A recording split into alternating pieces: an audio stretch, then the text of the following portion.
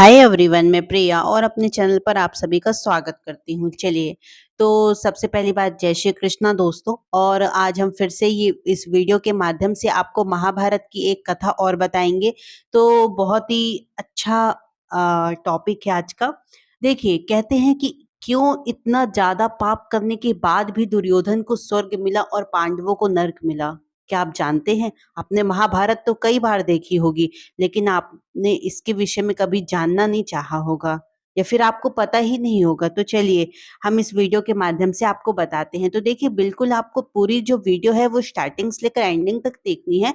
Video को skip नहीं करना है, नहीं तो आपको स्टोरी नहीं समझ में आएगी। तो देखिए, कुरुक्षेत्र में कौरवों और पांडवों के बीच लड़ाई के युद्ध को पौराणिक काल से ही सबसे विनाशकारी युद्ध कहा जाता है या माना जाता है। इस युद्ध में करोड़ों योद्धा वीर गति को प्राप्त हुए हैं। आपने भी देखा होगा, जब महाभारत का युद्ध देखा होगा, है ना? तो इसमें करोड़ों योद्धा वीर गति को प्राप्त हो गए। हिंदुओं में धर्म ग्रंथ महाभारत में वर्णित कथा के अनुसार यह युद्ध वास्तव में धर्म और अधर्म के बीच लड़ा गया। किसके बीच? धर्म और अधर्म के बीच लड़ा गया। अर्थात जो योद्धा पांडवों की ओर युद्ध में भाग ले रहे थे वो धर्म के पक्ष में थे, लेकिन जो कौरवों के ओर से युद्ध लड़ रहे थे वो अधर्म के पक्ष में थे। कौरवों में सबसे बड़ा दुर्योधन था, जिसके चरित्र को पूरे महाभारत में एक अधर्मी की तरह दर्शाया गया है। परंतु जब हम महाभारत के स्वर्ग आरोहण पर्व को पढ़ते हैं तो हमें पता चलता है कि मृत्यु के बाद दुर्योधन समेत सभी कौरवों को स्वर्ग में जगह मिली। तो 10वीं को अब हम चलिए, तो आपके मन में ये सवाल उठ रहा होगा कि आखिर दुर्योधन जैसे अधर्मी को मृत्यु के बाद स्वर्ग में स्थान क्यों मिला? अगर आप महाभारत बहुत ही एक धर्म ग्रंथ मानते हैं, एक महाकाव्य ग्रंथ मानते हैं और बहुत अच्छे से उसकी जानकारी अ, आपको अगर चाहिए, तो आपके मन में अवश्य एक सवाल उठता होगा कि दुर्योधन ने इतनी अधर्म करने के बाद भी उसे स्वर्ग लोक कैसे मिल गया? तो मैं आपको बता दूं कि इस सवाल का जो जवाब है वो महाभारत में बहुत अच्छे से वर्णित है। आपने कभी देखा होगा, अगर आप जब कभी भी आपने महाभारत तो देखी होगी, तो हम आपको एक वीडियो गेम के ज़रिए भी मतलब बता सकते हैं, बट अभी यहाँ पे तो नहीं हो पाएगा। तो कहते हैं कि महाभारत के स्वर्ग आरोहण पर्व में वर्णित कथा के अनुसार कुरुक्षेत्र में युद्ध में विजयी होने के पश्चात युधिष्ठिर ने 36 साल तक हस्तिनापुर में राज किया। इसके पश्चात भगवान कृष्ण अपनाते ही त्याग दिया। तो युधिष्ठिर समझ गए कि अब उन लोगों का भी पृथ्वी से जाने का समय आ गया है। उसके बाद युधिष्ठिर ने अभिमन्यु के पुत्र परीक्षित को हस्तिनापुर का राजपाट सौंप दिया गया और फिर अपने चारों भाइयों और द्रौपदी सहित सशरीर स्वर्ग जाने को प्रस्थान कर दिया। कहते हैं कि फिर क्या होता है कि जब पांचों पांडव और द्रौपदी तीर्थ होते हुए हिमालय पर्वत पहुंचते हैं, तब भगवान शिव उन लोगों को स्वर्ग जाने का मार्ग दिखाते हैं। इस तरह सभी वहां स्वर्ग की ओर प्रस्थान कर गए। इसी क्रम में सबसे पहले द्रौपदी, फिर नकुल, फिर सहदेव, सबसे उसके बाद अर्जुन, और फिर एक एक करके नीचे गिर गए। अंत में युधिष्ठिर, उनके साथ रहा एक कुत्ता भी था, वो सशरीर स्वर्ग के द्वार पर पहुंचे, जहां धर्मराज ने कुत्ते को अंदर जाने से रोक दिया।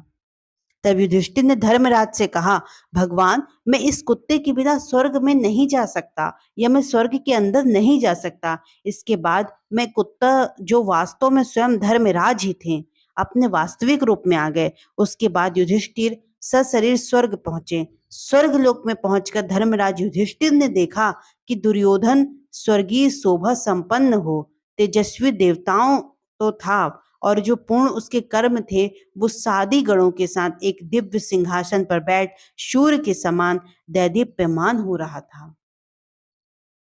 फिर क्या हुआ? दुर्योधन को ऐसी अवस्था में थे तो उससे मिली हुई शोभा संपत्ति का अवलोकन कर राजा युधिष्ठिर क्रोध से भर गए बिल्कुल, और वह सहसा दूसरी ओर लौट गए। फिर उच्च स्वर में सब लोगों से बोले, देवताओं, जिसके कारण हमने अपने समस्त प्रिय बंधुओं का हठ पूर्वक युद्ध में संहार कर डाला और सारी पृथ्वी उजाड़ डाली, जिसने पहले हम लोगों को महान वन में भारी क्लेश पहुंचाया था, जो निर्दोष अंगों वाली हमारी धर्मपरायण पत्नी पांचाल राजकुमारी द्रौपदी को भरी सभा में गुरुजनों के समीप घसीट लाया था, उस लोभी और दूरदर्शी दुर्योधन के साथ बैठकर मैं इन पुराने लोगों को पाने की इच्छा नहीं रखता।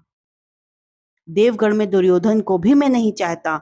मेरी तो वहीं जाने की इच्छा है जहाँ मेरे भाई हैं। तो युधिष्ठिर की बातें सुनकर नारद जी पहले तो मुस्कुराए और फिर हंसते हुए बोले, युधिष्ठिर ऐसा ना कहो।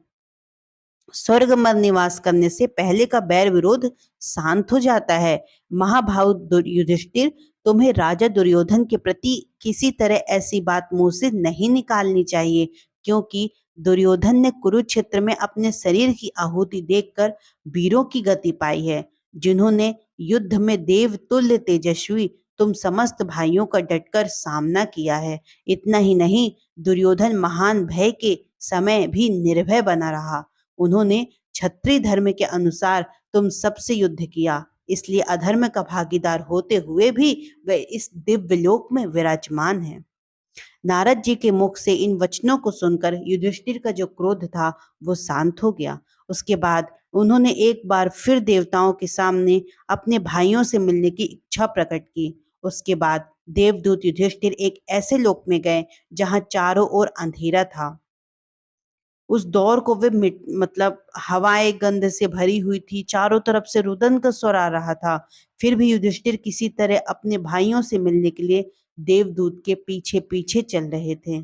पर जब काफी समय हो गया तो युधिष्ठिर ने देवदूत से कहा कि हमें और कितना चलना होगा। यह सुनते दूत ने कहा कि हे पांडव पुत्र, अगर आप वापस जाना चाहते हैं तो चल सकते हैं। यह सुनकर युधिष्ठिर वहां से जाने वाले थे, तभी उन्हें कहीं रुदन का स्वर सुनाई दे रहा था। उन्हें कोई पुकार रहा था, और जब वे उस आवाज के नजदीक गए तो उन्होंने देखे कि उनके जो सभी भाई थे वो मौजूद थे। इतने में वहां अन्य देवता पहुंच गए और वह जगह स्वर्ग की तरह दैदीप्यमान हो गई। यह देख उन्होंने पूछा कि देवगढ़ वह क्या था। जब देवताओं ने बताया कि आपने अश्वत्थामा के वध के बारे में झूठ फैलाया था, इसलिए आपको कुछ समय के लिए नरक में रखा गया। अब आप स्वर्ग की ओर अपने भाइयों के साथ प्रस्थान करें। उसके बाद पांचों पांडव और द्रौपदी स्वर्ग की ओर चल दिए। तब वहां पहुंचकर भीम ने देखा कि दुर्योधन समेत सभी कौरव वहां पहले से ही मौजूद हैं। तो उन्होंने युधिष्ठिर से पूछा, भैया, दुर्योधन ने आजीवन पाप किया, उसने कोई भी अच्छा काम नहीं किया, फिर भी उसे स्वर्ग क्यों मिला? क्या भगवान से न्याय में कोई गलती हो गई? तब धर्मराज युधिष्ठिर ने बताया कि पूरे जीवन में दुर्योधन का जो ध्येय था वो एकदम स्पष्ट था। उसी उद्देश्य की पूर्ति के लिए उसने हर संभव प्रयास किया। चूंकि दुर्योधन को बचपन से ही अच्छे संस्कार नहीं मिले, इसलिए वह सच का साथ नहीं दे पाया। लेकिन मार्ग में चाहे कितनी भी बाधाएं क्यों न आई हों, दुर्योधन अपने उद्देश्य पर कायम रहा। दृढ़ संकल्पित रहना ही उसकी अच्छाई साबित हुई, और इसी कारण उसने सारे अधर्म कार्य करने के पश्चात भी उसे स्वर्ग मिला। नर्क में युधिष्ठिर की बातें सुनकर भीम की जो जिज्ञासा शांत हुई, और उसके बाद कुछ समय तक कौरवों और पांडवों ने बड़े ही सुखपूर्वक स्वर्ग में समय व्यतीत किया। और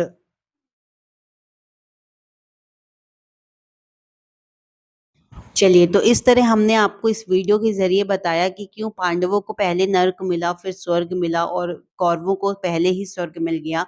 तो आई होप आपको वीडियो बहुत पसंद आया होगा। ये महाकाव्य, अगर आपने महाकाव्य ग्रंथ पढ़ा होगा, तो आपको बहुत ही विस्तृत जानकारी पहले से ही होगी, और नहीं थी तो मैंने आपको बता दिया। जैसा कि मैं पहले से ही कहती हूँ कि अगर आप सनातन धर्म से हैं, तो आपको ये सारी बातें अवश्य ही पता होनी चाहिए। चलिए, तो ज़्यादा से ज़्यादा हमारे वीडियो को शेयर करें और हमारे चैनल को सब्सक्राइब भी करें। Thank you so much. जय श्री कृष्णा।